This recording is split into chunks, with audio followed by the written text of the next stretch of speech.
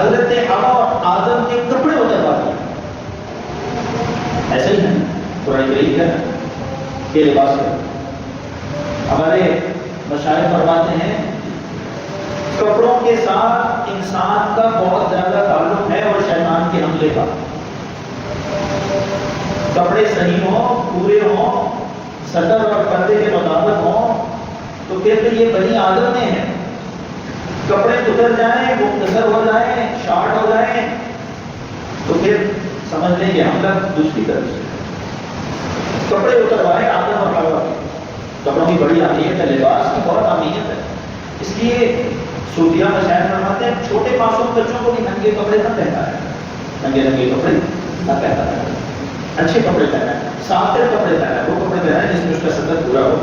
اور اس کو بچپن سے بتائیں کہ صدر کتنی عام چیز ہے. ننگا نہیں ہونا، ننگا ہونا شیطانیت ہے، لباس آدمیت. آدم کی سنت، ہوا کی سنت. آدم اور ہوا کا طریقہ لباس ہے، شیطانیت کا طریقہ بے لباسی ہے.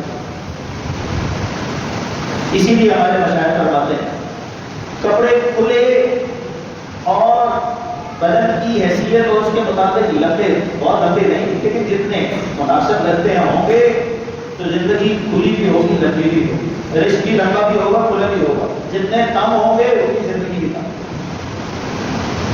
قرآن کریم میں لباس آدم کیوں کروایا؟